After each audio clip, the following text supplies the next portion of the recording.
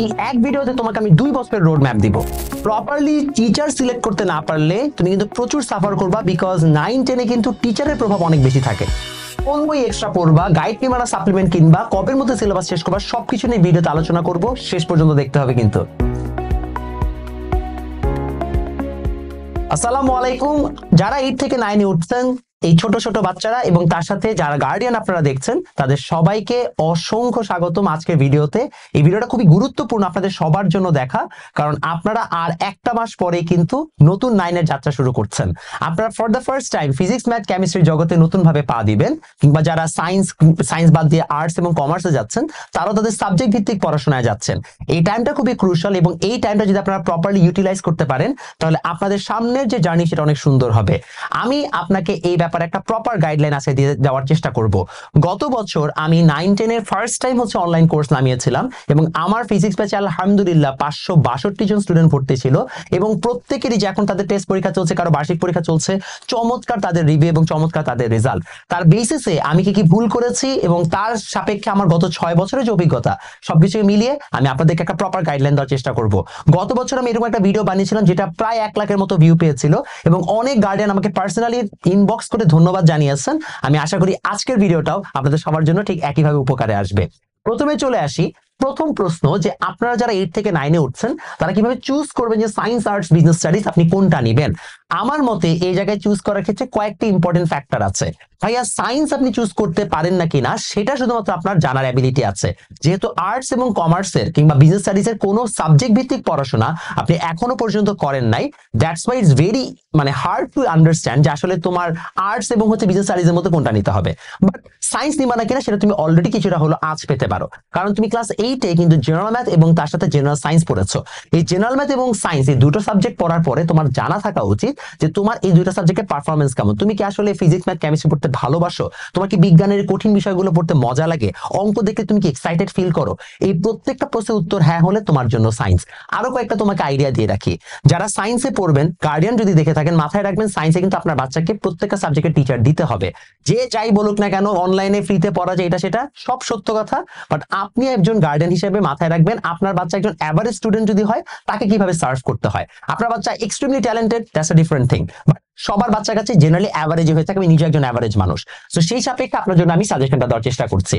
অবশ্যই যদি আপনি অফলাইনে সায়েন্সের সাবজেক্টগুলো পড়ান, আপনাকে 4 থেকে 5,000 টাকা মিনিমাম আপনাকে গুনতে হবে। কিছু কিছু জায়গায় সেটা 10,000 টাকা পর্যন্ত যেতে পারে, শুধুমাত্র কোচিং ফিস। এর মানে হচ্ছে আপনি যদি সেটা অ্যাফোর্ড করতে পারেন, তবে আপনি অফলাইনে আপনার বাচ্চাকে সায়েন্সে পড়াতে পারেন। অনলাইনে ফিটা অনেক কমে যায়, যেমন আমারই অনলাইনে যদি আপনি ফিজিক্স কোর্স করান, তাহলে পুরো এন্টায়ার ফিজিক্স 9-10 এর একদম পরের বছর পর্যন্ত টোটালে মিলে আপনার লাগবে 4,000 টাকা। সো অনলাইন আর কি জিনিসটা কম, বাট অনলাইন সবাই প্রেফার করে না, সবাই অনলাইনে পড়তে পারে না। সো আপনাকে সেইভাবে জিনিসটাকে যে মেজারমেন্ট করতে হবে। একটা বড় ফ্যাক্টর, আপনার বাচ্চা আদৌ সায়েন্স এবং বুঝবে কিনা, ম্যাথে তার অ্যাবিলিটি কেমন, আপনার বাচ্চার ক্যাপাবিলিটি কেমন, এইগুলো প্রত্যেকটা বুঝে তারপরে অবশ্যই আপনাকে জিনিসটা দিতে হবে। অনেক সময় এটা আমরা ভুল করি যে আমরা মনে করি যে কোনো একটা বাচ্চা যদি সায়েন্স হয় তাহলে সে মনে হয় ব্রিলিয়ান্ট, বাকি সবাই বোকা। বিষয়টা এমনও না। অনেক বাচ্চা আছে যারা হয়তো ট্যালেন্টেড, বাট তাদের জেনুইনলি সায়েন্স এবং ম্যাথ পছন্দ না, কিন্তু তারা অন্যান্য সাবজেক্ট অনেক প্যাশনেট ফিল করে। আপনি চাইলে তাদেরকে অন্য জায়গায় দিতে পারেন। এই ক্ষেত্রে আপনার বাচ্চার সাথে আপনার ট্রান্সপারেন্ট আলোচনা হওয়া দরকার, যে বাবা দেখো, সায়েন্স পড়লে এই জিনিসগুলো আছে, তোমাকে এত সময় ধরে পড়তে হবে, এরকম ধৈর্য ধরে আলোচনা ধৈর্য ধরে তোমাকে পড়াশোনা করতে হবে, এই জিনিসগুলো আছে, তুমি কি সেটার জন্য রেডি কিনা। আপনি এবং আপনার বাচ্চা দুইজনই যদি এফোর্ট দিতে রেডি হন, কারণ আমি সবসময় বলি একটা বাচ্চা যদি কখনো ভালো কোনো জায়গায় চান্স পায়, সেটা যেমন বাচ্চাটার ক্রেডিট, ঠিক একইভাবে তার বাবা মার ক্রেডিট। আমি আজকে বুয়েট থেকে পাশ করেছি ইঞ্জিনিয়ার হিসেবে, এটা আমার যতটুকু ক্রেডিট তার থেকে বেশি ক্রেডিট আমার আব্বুর এবং আমার আম্মুর, কারণ আমার আম্মুর দোয়া এবং আমার আব্বুর ফাইন্যান্সিয়াল সাপোর্ট ছাড়া আমি জীবনে এই জায়গায় আসতে পারতাম না। সো আপনাদের দুইজনের একটা কম্বাইন্ড এফোর্ট, এটা আপনারা দুইজন মিলে এটা এফোর্টটা দিতে রাজি কিনা সেটা আগে আপনারা আলোচনা করে নেন। যদি আপনাদের উত্তরগুলো হ্যাঁ হয়, তাহলে আপনি সায়েন্সে আসতে পারেন। কমার্স এবং আর্টস এর ক্ষেত্রে আমি জেনারেলি সাজেস্ট করি আপনারা বেশিরভাগ ক্ষেত্রে কমার্সটা চুজ করেন, because it has more technical aspect to ইট।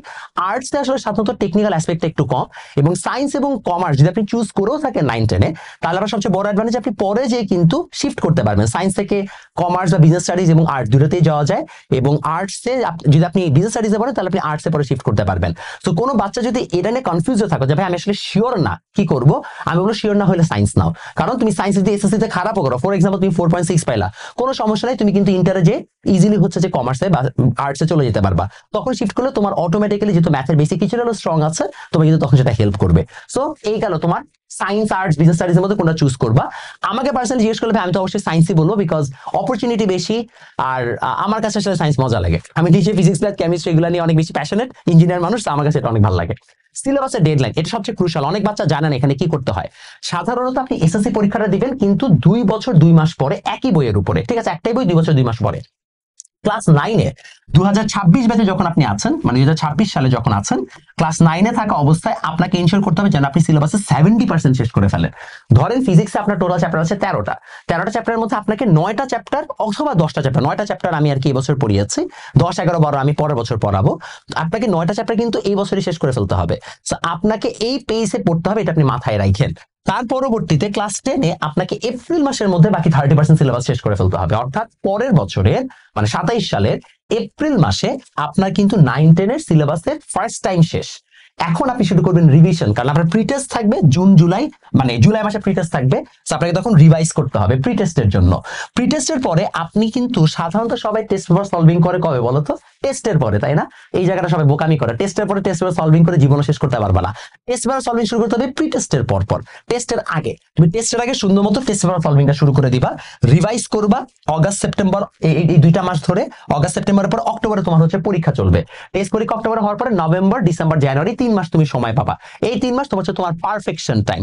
যারা এই সময় অলরেডি আগে থেকে পড়ে ফেলছে, যেমন আমার যে সকল বাচ্চারা আমার কাছে টু বি অনেস্ট একাডেমিকে পড়েছে, এদের না এখন রিভিশনে নতুন করে পড়ার কিছু নেই, এরা সব পারে, এরা এখন বোর্ড হয়ে যাবে। সো এরা এখন যেটা করবে অনেস্টলি আমি জানি, এরা সব এখন কলেজ অ্যাডমিশন পড়া শুরু করবে। তারা কলেজ অ্যাডমিশনের পড়াশোনা আগে একটু করে ফেলবে, তার সাথে বোর্ড স্ট্যান্ডার্ডের জন্য বারবার এক্সাম মডেল টেস্ট দিয়ে নিজেকে ফাইনাল একটা প্রিপারেশনে নিয়ে আসবে। এটা হবে তোমার আগামী 2 বছর 2 মাসের রোড ম্যাপ। এটা তুমি যদি ফলো করতে পারো, পার্টিকুলারলি তুমি যদি কেউ ক্লাস 9-এর এই অংশটুকু প্রপারলি কমপ্লিট করতে পারে, ভাইয়া সে ক্লাস 10-এ অটোমেটিক্যালি ভালো করবে, guaranteed. Majority of the student তারা এই জায়গায় স্ট্রাগল করে। এবং সবচেয়ে বেশি রিজন কেন তারা স্ট্রাগল করে, যেমন এই বছর দ্য রিজন ওয়াই অনেক বাচ্চা পিছাই ছিল, এর কারণ হচ্ছে ভাইয়া পড়াশোনা শুরু হয়েছে জানুয়ারি 1 তারিখ থেকে, বই তো দিয়েছে ফেব্রুয়ারিতে। অনেক মানুষজন সিরিয়াসই হয়েছে মার্চ মাসে, কারণ মার্চ মাসে আবার সিরিয়াস হওয়ার পরে শুরু হয়েছে তোমার কি রোজা। তো ভাইয়া তাদের পড়াশোনা শুরু হয়েছে এপ্রিল মাসে। এপ্রিল মাসে শুরু হওয়ার পরে পয়লা বৈশাখ, তারপরে হচ্ছে যে তোমার কি যে গরমের ছুটি অমুক তুমুক মিলাই শুরু করছে মে মাসে কয়েকদিন যাওয়ার পরে আবার কি কোরবানির ঈদ, ঘুরে ফিরে তারা পড়েই নাই। এই জিনিসটা করা যাবে না। তোমাকে ক্লাস 9-এর জানুয়ারির 1 তারিখ থেকে রেডি থাকতে হবে। তুমি বলতে পারো ভাই বই অনেক সময় আসতে দেরি হইতে পারে, এটা হইতে পারে, ভাই অনলাইনে PDF available, what are you waiting for? কোনো দরকার নেই তো। অনেকে যাদের ডিসেম্বর মাসেই পরীক্ষা শেষ হয়ে যাচ্ছে, এই যে ডিসেম্বর 11 তারিখ 12 তারিখ ক্লাস 8-এর পরীক্ষা শেষ, অনেকে যারা বৃত্তি পরীক্ষা দিবা না, বৃত্তি পরীক্ষা তো সবাই দিবে না, যারা দিবা না তোমরা চাইলে কিন্তু একটা চ্যাপ্টার করে আগেও রাখতে পারো।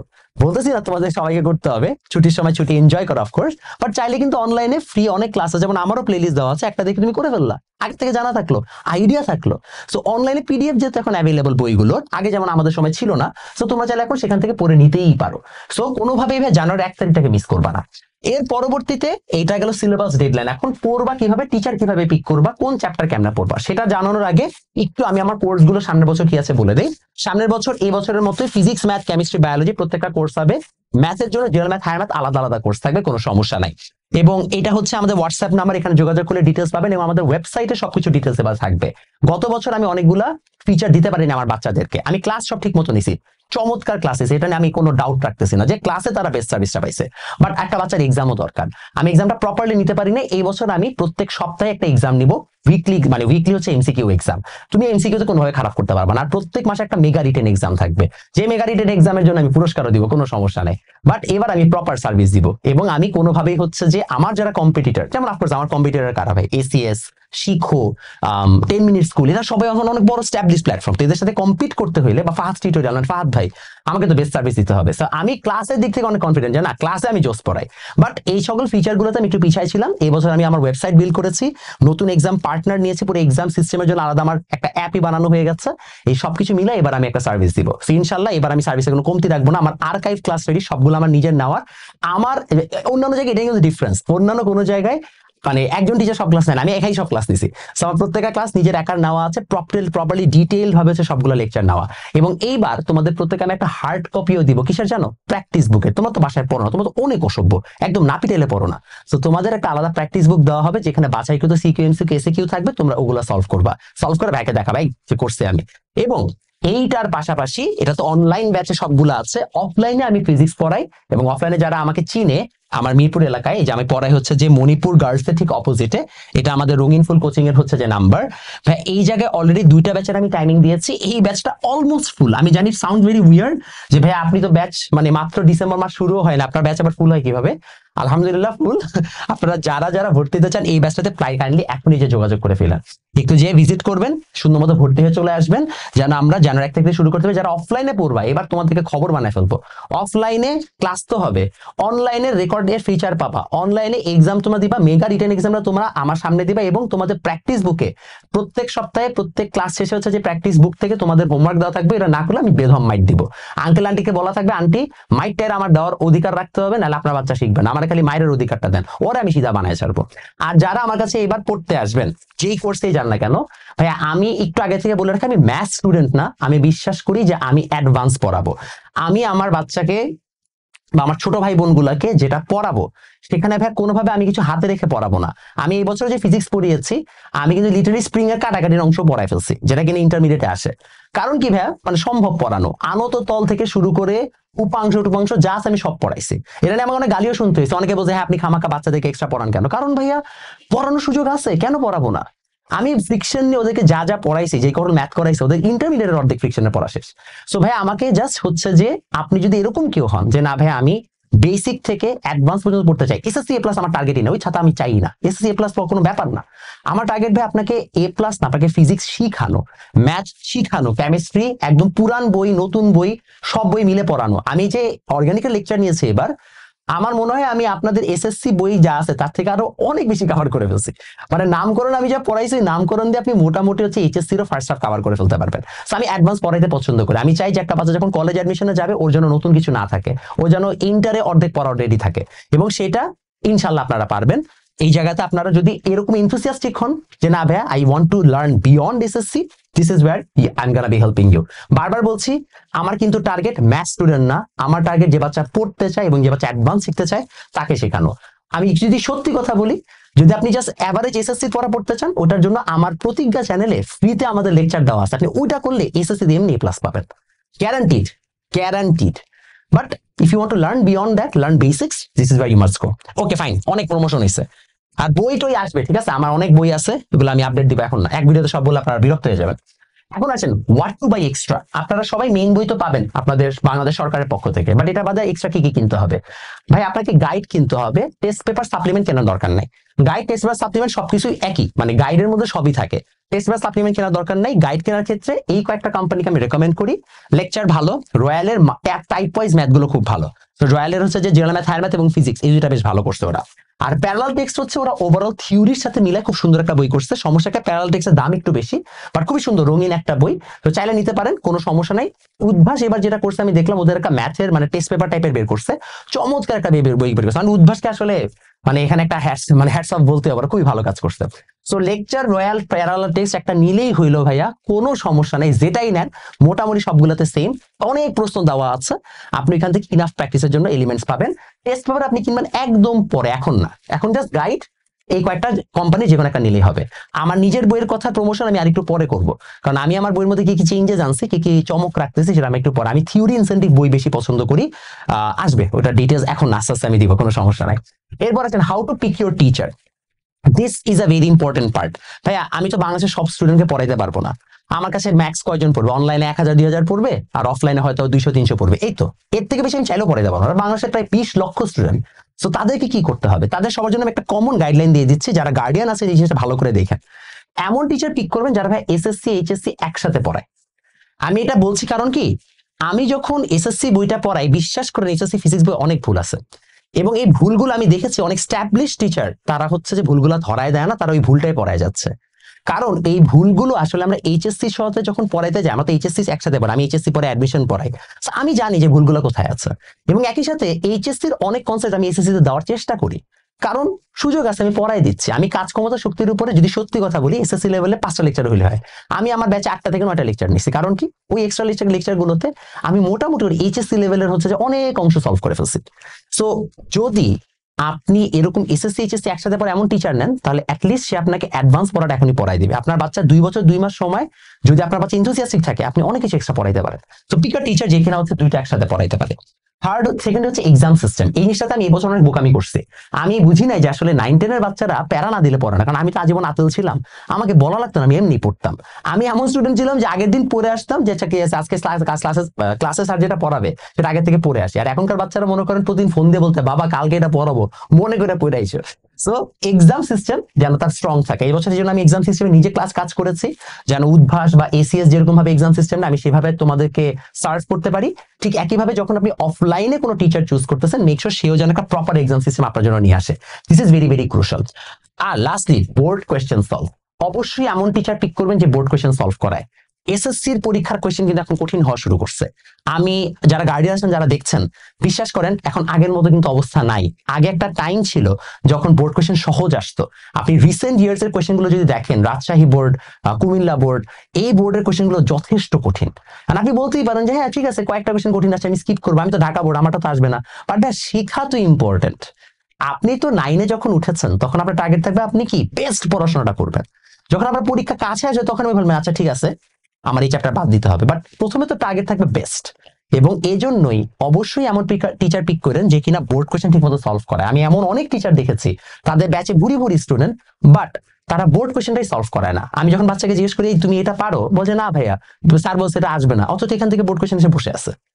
এই জিনিসগুলো ক্রুশাল, এগুলো আপনার বাচ্চাকে যেন অবশ্যই ধরে ধরে শেখানো হয়। কারণ 9-10 এর একটা স্টুডেন্টের রেজাল্ট যতটা না ডিপেন্ড করে ওর উপরে, তার থেকে বেশি ডিপেন্ড করে টিচারের উপরে। এটা আপনার শুনতে ভালো না লাগলে এটা সত্য কথা। So pick a very good teacher. Teacher pick করার সময় এই আইডিয়াগুলো একটু মাথায় রাখেন। আমি তো অফকোর্স এগুলাকে ইনশিওর করার জন্য সেভাবে রেডি হয়ে পড়ানোর চেষ্টা করব। বাট অফকোর্স আপনার বাচ্চা যদি হবে, তাহলে আমার কাছে বলবো না। আমার হয়তো নীল ফার্মারের একটা বাচ্চা আমার ভিডিও দেখছো, তুমি তোমার অফলাইন টিচারের কাছে যখন পড়বা, তুমি এই বৈশিষ্ট্যগুলো দেখবা। অবশ্যই রিভিউ নিবা যে আচ্ছা স্যার কি জিনিসগুলো করিয়েছে কিনা, স্যার কি অ্যাডভান্স পড়ায় কিনা, স্যার কি শুধু বইয়ের মধ্যেই থাকে, বইয়ের বাইরে কোনো কিছু পড়ায় কিনা। এই জিনিসগুলো যেন অবশ্যই আপনারা এনশিওর করেন। কারণ ভালো টিচার একটা ভালো স্টুডেন্টকে অনেক দূর নিয়ে যেতে পারে। একজন ভালো টিচার খুবই ইম্পর্টেন্ট। আশা করি প্রত্যেকটা টপিক আপনারা ভালো করে বুঝেছেন এবং সেটার বেসিসে আপনারা প্রপারলি একটা ডিসিশন নেবেন। আর আমার জন্য দোয়া রাখবেন, কারণ আমি এবার বেশ জোরে সোরে একদম ওয়েবসাইট এক্সাম সিস্টেম বানায় তারপরে নামতেছি। আশা করি যে আমি এই বছর একটা ভালো সার্ভিস দিলে আমি আসলে বাংলাদেশে একটা অনেক বড় সংখ্যক স্টুডেন্টকে সার্ভ করতে পারবো। সো দোয়া রাখবেন। এবং একই সাথে আপনারা যারা 8 থেকে 9 উঠছেন, তাদেরকে আমি অসংখ্য শুভকামনা জানাইতে চাই, বিকজ আপনারা একটা এক্সাইটিং জার্নিতে আসতেছেন। আমার কাছে পড়াশোনা অনেক এক্সাইটিং, আমি জানি আপনাদের কাছে কি। বাট যদি আপনারা সায়েন্স এবং ম্যাথের এই এক্সাইটিং জার্নিতে একবার পদার্পণ করেন, মেবি আপনারা একটা খুব সুন্দর জীবন সামনে উপভোগ করবেন।